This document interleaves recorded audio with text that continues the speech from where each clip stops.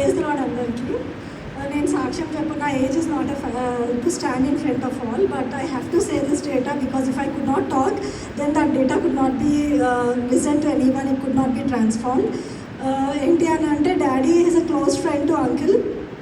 వీళ్ళిద్దరు, అంకుల్ అయితే ఆర్మీ దాంట్లో, డాడీ అయితే డిఫెన్స్ దాంట్లో. ఇద్దరికి 5 పిల్లలు ఉన్నారు. ఇద్దరైతేనేమో డాడీనేమో జమ్మూలో ఉండే, వాళ్ళు జెరూసలేం అనే చర్చ్ రూమ్లో పెట్టుకొని ఉన్నారు. అయితే భక్సింగ్ తాతనేమో లెటర్ రాసేసి good appreciated, you can move forward అని చెప్పి, తర్వాత ఇంట్లోనే చెట్టు ఉండే, గ్రేప్స్ చెట్టు తీసుకొని జ్యూస్ చేసి అలా పరిచర్యలు. ఆ టైంలో డాడీనేమో ఆఫీసర్గా లేకపోతే తొట్లు అంటే బర్రెలు అవన్నీ వేసే క్యాటిల్ స్టేబుల్ దాంట్లో వాళ్ళు రూమ్స్ తీసుకుంటుండే అనమాట. తీసుకొని అదంతా వాష్ చేసి పరిచర్యలు చేస్తూ ఉంటుండే. ఇంకా డాడీ అయితేనేమో మార్నింగ్ 4 o'clockకి జమ్మూలో స్నానాలు చేసుకొని సైకిల్ మీద బూర కట్టుకొని స్ట్రీట్ మినిస్ట్రీలు చేసుకుంటూ వెళ్తూ ఉండే. తర్వాత వీళ్ళందరూ కూడా విలియమ్స్ అంకుల్, తర్వాతనేమో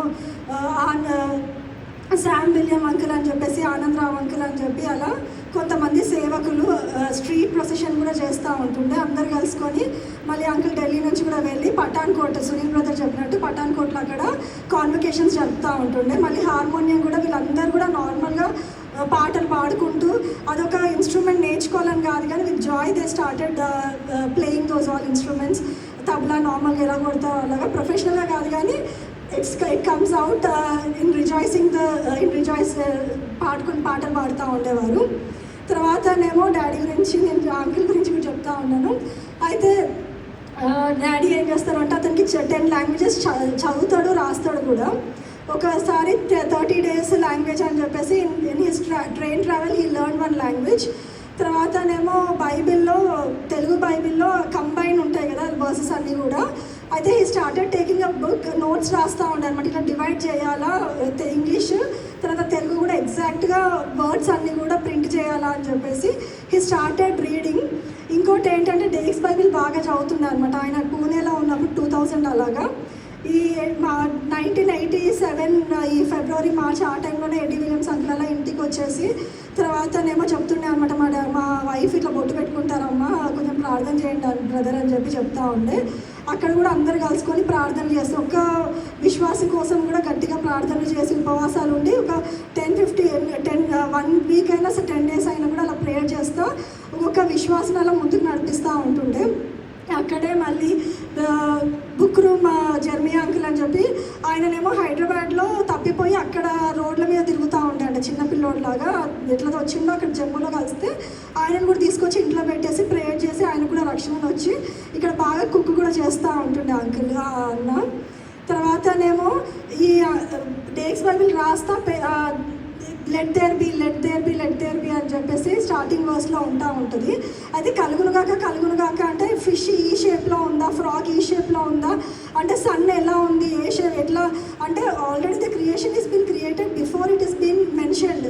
లేకపోతే the gap in between Adam's creation and the created, ఆ వర్సెస్కి చాలా గ్యాప్ ఉంది అని చెప్పేసి కూడా చాలామంది చెప్తూ ఉంటారు.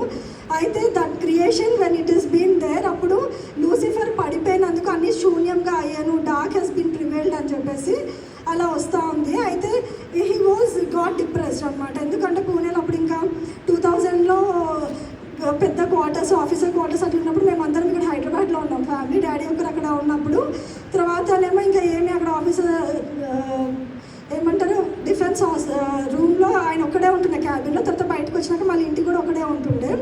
అయితే అప్పుడు ఏమవుతుందంటే, బైబిల్ చదువుతూ మెంటల్గా డిప్రెస్ అయిపోయి అక్కడ గార్డెన్లో కూర్చొని రాళ్ళు ఏడుతూ ఉన్నారనమాట.